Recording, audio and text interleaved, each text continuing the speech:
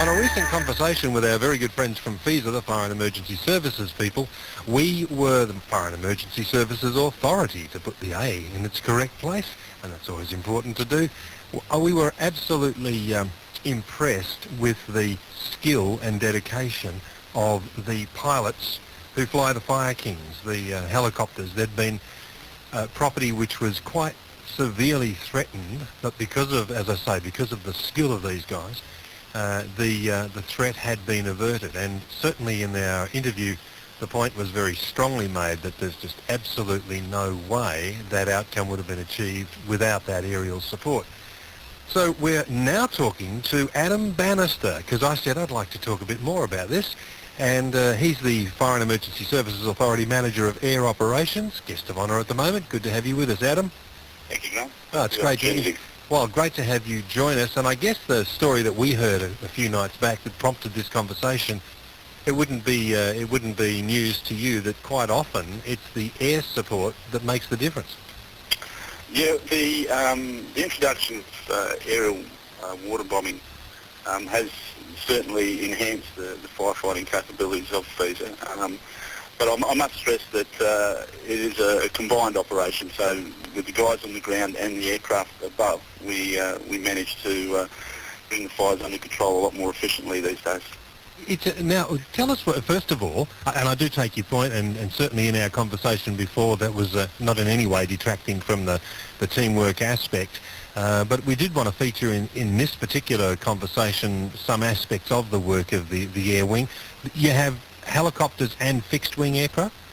Yeah, that's correct. FESA has a fleet of 4 B-3 Squirrel helicopters, and on a trial basis we have the Fire King or the Sikorsky 61 rotary water bombing, and also in a combined operation with DEC and FESA we have a fleet of fixed-wing aircraft which are positioned as south as Albany through to Manjimup to Bunbury and also here in Perth.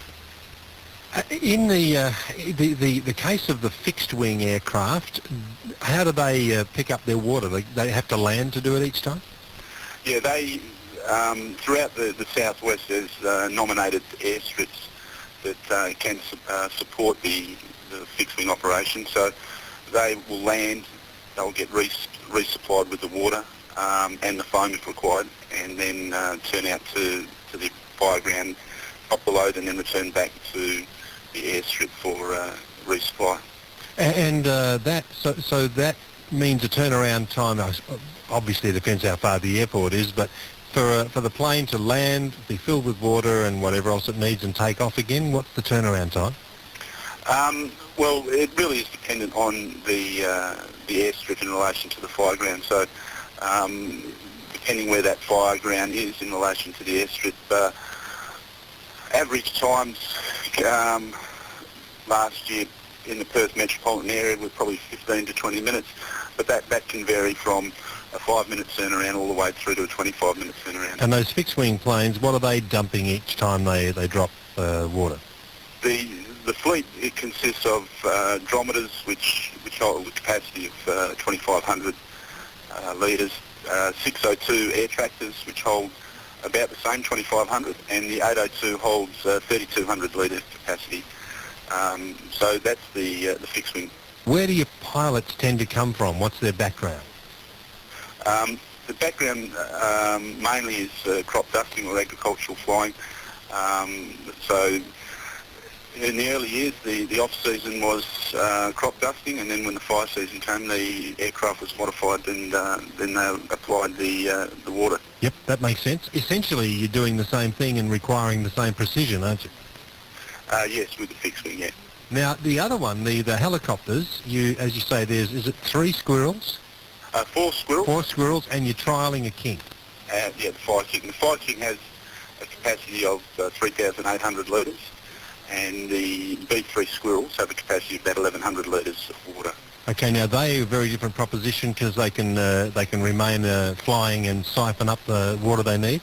Yeah, the mode of operation varies from the fixed wing that have to actually return to the airstrip for resupply. The helicopters can draw water from the available water sources in and around the fire. So The B3s last year on an average turnaround time was about 5 minutes from fire line to water source.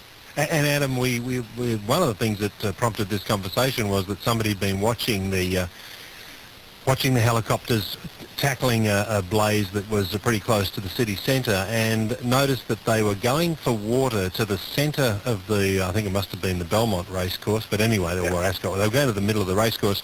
They were avoiding the river, and we wondered whether that was because of salt. The assessments made from fireground to fireground with the available water in and around that site. Mm-hmm. They use the lakes and the water sources, and of course in the race course. If there was no fresh water available and there was property or there was life involvement, they would have taken from the river at that point. But in saying that, they're very reluctant to take any sort of salt water at all. The Fire King definitely will not take seawater, and depending on where we are in the river, determining the salt content. Is that because it obviously damages the craft? Getting drawn into the intake of the engine is a concern to the operator, so they'll minimise that at all costs. And it actually, I guess, this King helicopter, you've been quoted as saying it allows you to it allows you to deliver more water and better utilises that water. Tell us about that. It's a lot to do with the design of the underbelly tank. The Fire King has the ability with that the payload of the 3,800 litre water is to manage that delivery of water. So it can do a salvo, which is the terminology of basically opening the fire doors on the belly tank and getting the full load immediately. Yep. Or incrementally opening it at different openings to give a supply of water to the fireground. And an example is that on a level that you want a thin string line, and we might be fighting then grass type fire, so yes. The fuel loading's fairly low. Yep. We want some distance.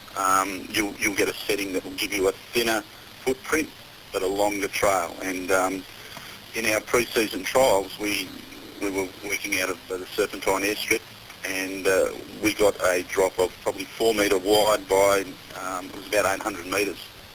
So the volume per square metre is smaller, but we get more of it over that fire. Now, the fact that you can do a salvo, the fact that you can drop a considerable amount of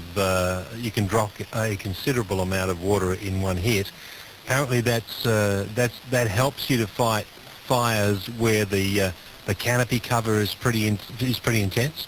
Yeah, and that's the versatility of the Fire King, is that based on the fire itself, the supervisor inside the aircraft will make that determination of if we've got heavy canopy and require some punching power, if you like, through that heavy canopy, we'll do the full salvos.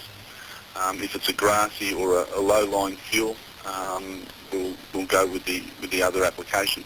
The other function is being able to open the load and probably drop 1,000 litres at one point, close the door, reposition, drop another 1,000 litres, reposition and drop another 1,000 litres. So in a spot fire situation, especially in and around property, they can better manage that payload of water.